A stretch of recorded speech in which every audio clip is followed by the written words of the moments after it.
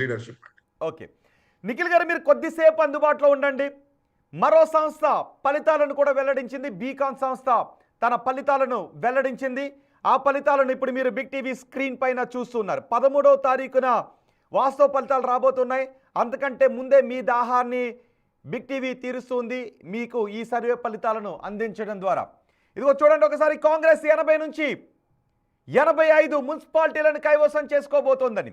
116 మున్సిపాలిటీల్లో ఎన్నికలు జరిగాయి. ఈ 116 మున్సిపాలిటీల్లో 80 నుంచి 85 మున్సిపాలిటీలను కాంగ్రెస్ పార్టీ కైవసం చేసుకోబోతోంది.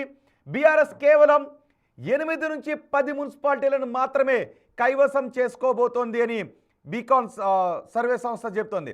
ఇక బీజేపీ కేవలం 4 నుంచి 6 మున్సిపాలిటీలను మాత్రమే కైవసం చేసుకోబోతోందని. కొన్ని చోట్ల హంగ్ వచ్చే అవకాశం ఉంది అని చెప్తోంది. 21 మున్సిపాలిటీలలో హంగ్ వచ్చే అవకాశం ఉంటుంది అని బీకాన్ చెబుతూ ఉంది. ఇది మున్సిపాలిటీలకు సంబంధించి. ఇక కార్పొరేషన్లకు సంబంధించి 7 కార్పొరేషన్లో ఎన్నికలు జరిగాయి.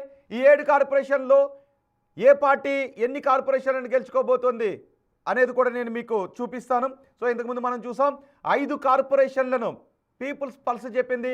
5 కార్పొరేషన్లను కాంగ్రెస్ పార్టీ గెలుచుకుంటే 2 కార్పొరేషన్లను మాత్రం బీజేపీ, నిజామాబాద్, కరీంనగర్ కార్పొరేషన్లను బీజేపీ కైవసం చేసుకుంటుంది. ఒక్క కార్పొరేషన్ కూడా బీఆర్ఎస్ దక్కించుకోవటానికి లేదు, 0కే పరిమితం అవుతుందని పీపుల్స్ పల్స్ చెప్పింది. సో మున్సిపాలిటీల విషయానికి వస్తే బీకాన్ సంస్థ 80 నుంచి 85 స్థానాలను అధికార పార్టీ కైవసం చేసుకుంటుందని చెప్తోంది. బీకాన్ సంస్థ నుంచి మధు మనకి అందుబాటులో ఉన్నారు. మధుతో కూడా మాట్లాడదాం. మధు గారు నమస్తే. నమస్తే అండి గణేష్ గారు. మధు గారు, నేను రోహిత్ మాట్లాడుతున్నాను. రోహిత్ గారు, sorry, good evening. Good evening అండి. మధు గారు, ఏంటి ఫ్యాక్టర్స్ ఏంటి? ఇన్ని స్థానాల్లో 80 నుంచి 85 స్థానాల్లో కాంగ్రెస్ పార్టీ కైవసం చేసుకోవడానికి కారణాలు ఏంటి? కేవలం ఈ స్థాయిలో మేము బాగా పెర్ఫామ్ చేస్తున్నాం, కాంగ్రెస్ పై వ్యతిరేకత ఉంది అని ప్రచారం చేసిన బీఆర్ఎస్ ఈ స్థాయిలో పడిపోవడానికి మీ అంచనాలో కారణాలు ఏంటి? రోహిత్ గారు, మనం ముందుగా చూసినట్లయితే ఎలక్షన్ నోటిఫికేషన్ వచ్చే క్రమం ఏదైతే ఉందో అది చాలా తక్కువ టైమ్ ఆఫ్ స్పాన్ లో వచ్చింది. అదే టైంలో మేడారం సమ్మక్క సారక్క జాతర వచ్చింది. ఆ 3-4 రోజులు కొద్దిగా ప్రజలంతా ముఖ్యంగా ఉత్తర తెలంగాణ వైపులో ఉన్నారు. తర్వాత విత్రా వరకు కూడా బీఫామ్స్ అనేటువంటి 2 పార్టీలు 3 పార్టీలు కూడా కన్ఫర్మేషన్ కాలేదు. సో లాస్ట్ మినిట్ అంటే లిస్ట్ అనేది రాత్రి 12 గంటల వరకు పూర్తిగా కన్ఫర్మ్ అయింది. కాబట్టి అభ్యర్థులకు చాలా తక్కువ టైం దొరికింది. 6-7 రోజులు మాత్రమే వాళ్ళు పర్ఫెక్ట్ చేయగలిగినారు.